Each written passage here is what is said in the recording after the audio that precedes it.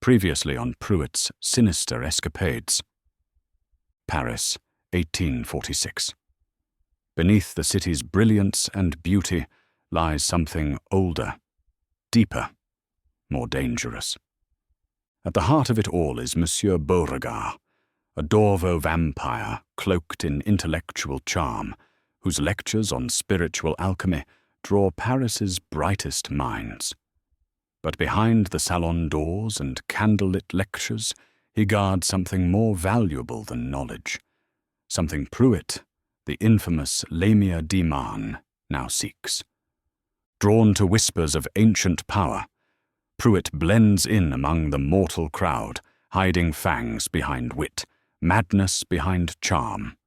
The lecture is only the beginning. By night's end, Pruett follows the Dorvo vampire into the shadows, his true intent concealed beneath civility. A game has begun between two immortals, one of patience, intellect, and obsession. But only one will leave the board whole. Episode 2. The Price of Bones.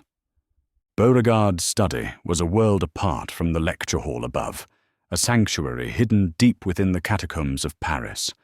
The cool air was scented with the faint metallic tang of ancient stone. The chamber was vast, its walls lined with bookshelves that climbed toward the arched ceiling. Thousands of books in dozens of languages filled the shelves, their spines faded with time. Artifacts rested on pedestals scattered throughout. Pruett entered slowly. His hazel eyes moved hungrily across the room. So many things to preserve. So many things to become. His fingers itched to touch, to claim, to understand. Here, his curiosity nearly got the best of him, as his thoughts turned from playing his demented game to learning about what was in the room. Beauregard said nothing at first. "I must question," Pruett spoke, "why you accepted my request so easily. You know who I am." "I know what you are," Beauregard replied, "and I'm not afraid of you." He closed the heavy oak door behind them. "I am old enough to kill you before you can comprehend." "Yes, yes," Pruett replied, "but I'm not here for that. I'm here for knowledge. Knowledge is a treasure, but also a burden. Every piece here has its cost." Pruett laughed softly, his voice echoing in the cavernous space, spoken like a man who guards his secrets too closely. "Then I ask you, speak plainly. What did you come for?" "As I said, knowledge," Pruett replied. "Knowledge of the bone." "You know of the bone?" Pruett nodded. "Yes, I know of it, and I would like to see it." Beauregard hesitated. "As you mentioned, you are old enough to end me. You have nothing to fear." Beauregard moved toward an iron chest set against the far wall. The chest was unadorned but imposing, its surface marred with faint scratches from centuries of use. With practiced precision, he knelt before it, unlocking the ancient mechanisms with a series of fluid motions. Click, click, click. Inside, he withdrew a rectangular glass case. A bone fragment lay within, smaller than a man's thumb. "Ah, that's it, isn't it? What's left of the progenitor of your bloodline?" Pruett leaned forward slightly. "Of every Dorvo in existence," Beauregard replied. "Such a small piece, is it not? Small, yes, but important. Not some mystical relic, just a bone. A pinky finger." Pruett blinked, then leaned forward. "A pinky? That's it?" "Just one of few remaining. There are only 6 pieces known to remain, and I've found one." Pruett's grin faltered. 6, he whispered. "So the story really is scattered." "Scattered, yes," Beauregard replied. "Some say buried with kings, others lost to time. all are better left unfound. Pruett tilted his head, his mind racing with possibilities. Imagine, not power, but permanence, a whole legacy, bottled.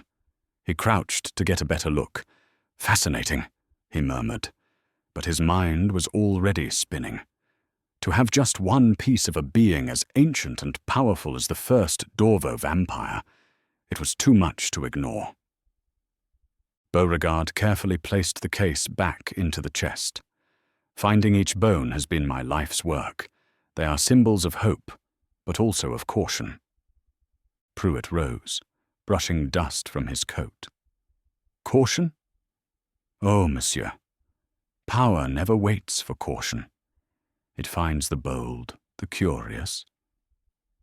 Beauregard regarded him carefully, the faintest trace of unease flickering in his eyes. You are bold, Demhan. But boldness without wisdom is a dangerous thing. He hesitated, then added, especially now, with Leonis watching from the shadows. He has no taste for war, but if pushed, he will act. And when he does, it will be swift. Pruett's eyes gleamed. Leonis, the heir in hiding, does he still haunt the catacombs with his brother in tow? Luke remains close, Beauregard replied. Loyalty binds them.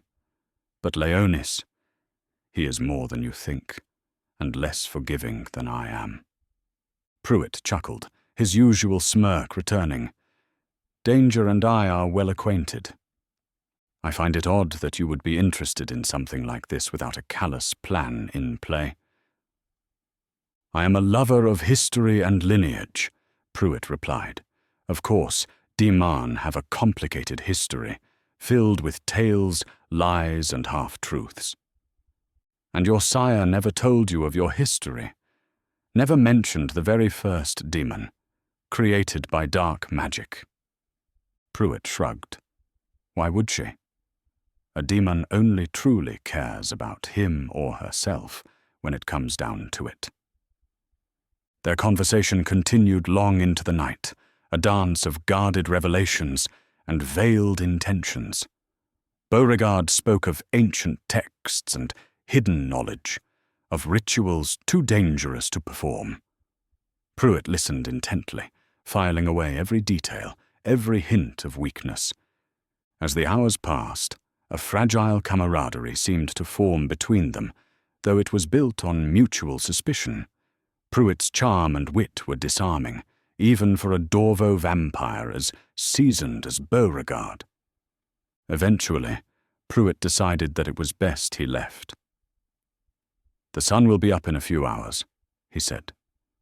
I am afraid that I must go. I must say, you are a great comfort when time falls boring, Beauregard replied. As are you. Pruett turned to leave, but paused. The bone still lingered on his mind. Soon he truly believed that possessing it was a chance to reshape his own little demented world. Being unpredictable and unrelenting, he intended to seize it.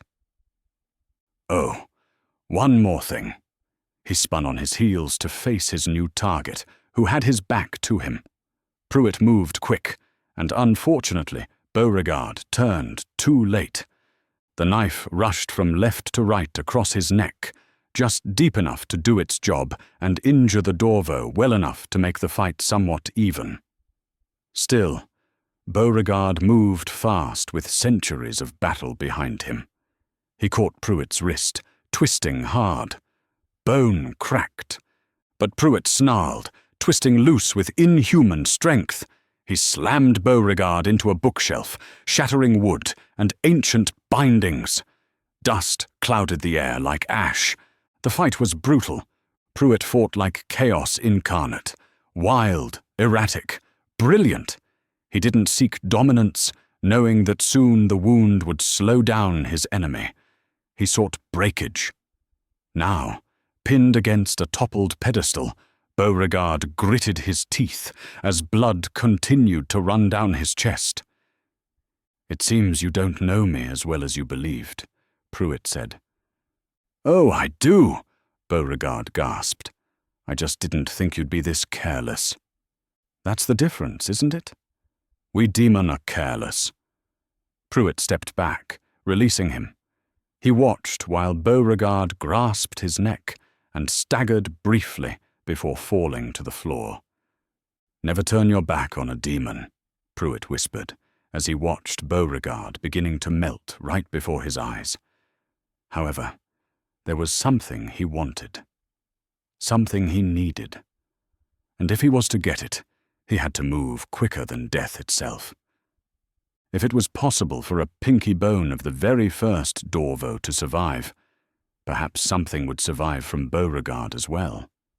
Quickly he eyed the room, finding what he thought was formaldehyde on a nearby shelf. He then grasped a large jar and set it near the body. At first he wanted the hands, but he moved too late. The arms were a no-go, so he took what hadn't been marked by the rapid decay of death. His head. He filled the jar with the preserving liquid, and before decay could take the part he wanted, he collected it and stuffed it in the jar. The liquid spilled over the rim, but it was enough to handle the job. Pruett placed the lid on top, and he made his way to the chest where he grabbed the rectangular glass case, removing the bone. He held it up between his thumb and index finger, like a relic, like a promise. "Mine now," he whispered. He tucked it carefully into the pocket of his coat and grabbed the large jar. Fascinating. He studied Beauregard's lifeless eyes, staring back at him.